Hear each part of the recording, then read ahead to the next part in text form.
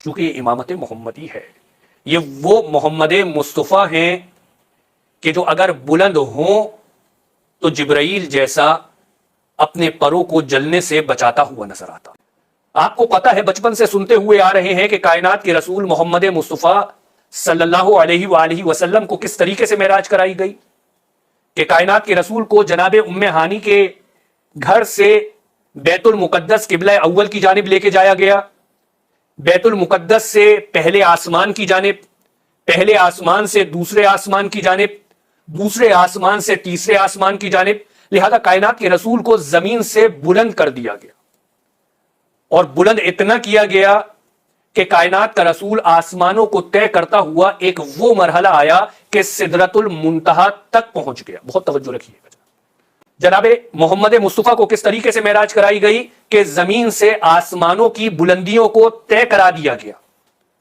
جناب والا یہاں پر ایک ضمنی مطلب ہے کہ کائنات کے رسول کے لیے پہلے آسمان کے دروازے کھلے، دوسرے آسمان کے دروازے کھلے، تیسرے آسمان کے دروازے کھلے، ساتوں آسمان کے دروازے کھلے، آسمانوں کے در کھلتے رہے، کائنات کے رسول کی آمد پر فرشتے خوش ہوتے رہے، لیکن اس خوشی کے ساتھ ساتھ کائنات کے رسول کے ذریعے علی کو فرشتے سلام بھیجتے رہے۔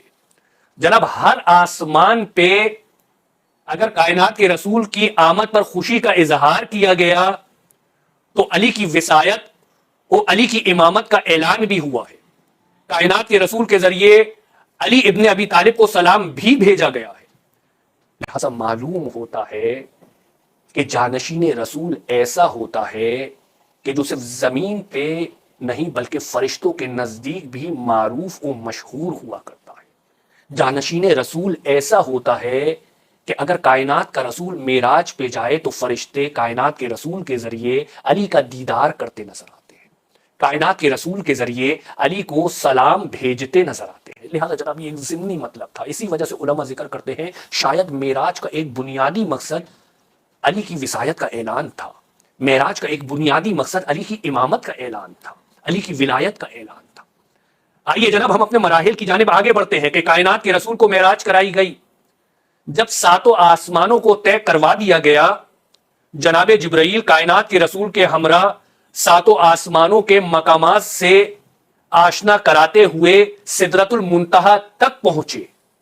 جناب ایک مقام کا نام ہے، یہ کیسا مقام ہے، اس کی تعریف کیا ہے مجھے نہیں پتا، لیکن ایک جملے سے اس کی عظمت ظاہر ہوتی ہے، ایک جملے سے اس کی معرفت کی جانب اشارہ ہوتا ہے۔ یہ مقام کیسا ہے کہ جب جبرائیل کائنات کے رسول کو لے کر سدرۃ المنتہا تک پہنچے اور کائنات کے رسول سے عرض کی کہ یا رسول اللہ آگے بڑھیے، تو کائنات کے رسول نے پلٹ کر کیا کہا، جبرائیل کیا ایسے مقام پر تم میرا ساتھ چھوڑ دو گے؟ تم زمین سے ہر آسمان میں میرے ساتھ رہے، میرے ہمراہ رہے، میری معیت میں رہے، لیکن یہ مقام، اس مقام سے آگے کیا تم مجھے تنہا چھوڑنا چاہتے ہو؟ لیکن جبرائیل کیا کہتے ہوئے نظر آتے ہیں، یا رسول اللہ لو دنوت انملۃ لاحترقت، یا رسول اللہ کہ اگر اس مقام سے میں تھوڑا ایک انگل آگے بڑھا تو میں جل کر راکھ ہو جاؤں گا۔ جناب سدرۃ المنتہا اس مقام کو کہتے ہیں۔ یا رسول اللہ یہ وہ مقام ہے کہ آپ سے پہلے نہ آپ کے بعد اس مقام سے تجاوز عالم امکان میں کسی نے نہیں کیا۔ جناب عجیب مطلب ہے۔ سدرۃ المنتہا کے بعد کے مراحل کون سے ہیں؟ یہ وہ مراحل ہیں، اگر عرفان کی زبان میں کہوں، یہ وہ مراحل ہیں جہاں سے مقام محمدی شروع ہوتا ہے، جو اللہ کے رسول نے جابر سے کہا تھا کہ جب جابر نے پوچھا یا رسول اللہ نے سب سے پہلے کس کو خلق کیا، تو اللہ کے رسول نے کیا فرمایا، اول ما خلق اللہ نور نبیکم ثم خلق منہ کل خیر، کہ اللہ نے سب سے پہلے اے جابر تمہارے نبی کے نور کو خلق کیا۔ یہ وہ مقام ہے جو کلمہ اول کا مقام ہے، یہ وہ مقام ہے کہ جس کو عرفان میں مقام محمدی کہا جاتا ہے۔ یہ سدرۃ المنتہا کے بعد کا مرحلہ مقام محمدی کی ابتدا ہے۔ لہذا جناب والا یہ وہ مقام ہے کہ عالم امکان میں جبرائیل کا کہنا ہے کہ عالم امکان میں نہ پہلے نہ بعد میں آپ کے علاوہ کوئی یہاں سے تجاوز نہیں کر سکتا۔ اگر یہاں سے ایک لہجہ آگے بڑھوں تو جل کر راکھ ہو جاؤں، لہذا جبرائیل اپنی جان بچا کر پیچھے ہٹ جاتے ہیں۔ یہاں سے کائنات کا رسول آگے خود سفر کرتا ہے، نوری حجابات کو طے کرتا ہے، اور نوری حجابات کو طے کرنے کے بعد کعبہ قوسین کے مقام پہ پہنچتا ہے اور اللہ تبارک و تعالیٰ کو اپنے رسول سے جو گفتگو کرنی تھی، جو بتلانا تھا، وہ خالق عالم امکان سب کچھ اپنے رسول کو بتلاتا ہے۔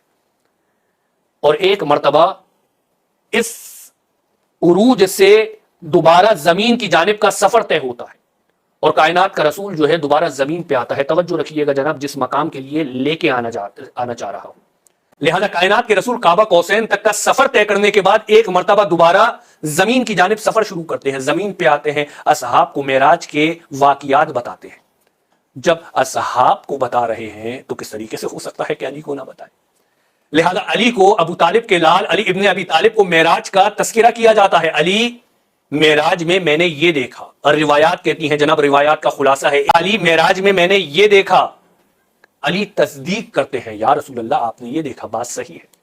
یا علی معراج میں میں نے یہ سنا، روایات کا نتیجہ ہے علی تصدیق کرتے ہیں۔ یہاں تک کہ روایات یہ نتیجہ دیتی ہیں کہ کائنات کے رسول نے جو جو بلند ہو کے دیکھا، میرے علی نے وہ سب کچھ زمین پہ بیٹھ کے دیکھا۔ کائنات کے رسول نے جو جو آسمانوں کی بلندیوں پر کعبہ قوسین کے مقام پر جو کچھ سنا، میرے علی نے زمین پہ بیٹھ کر وہ سب کچھ سنا۔ چاہے جناب سدرۃ المنتہا سے پہلے کی باتیں ہوں یا سدرۃ المنتہا کے بعد کی باتیں ہوں، حضور جانشین رسول ایسا ہوتا ہے۔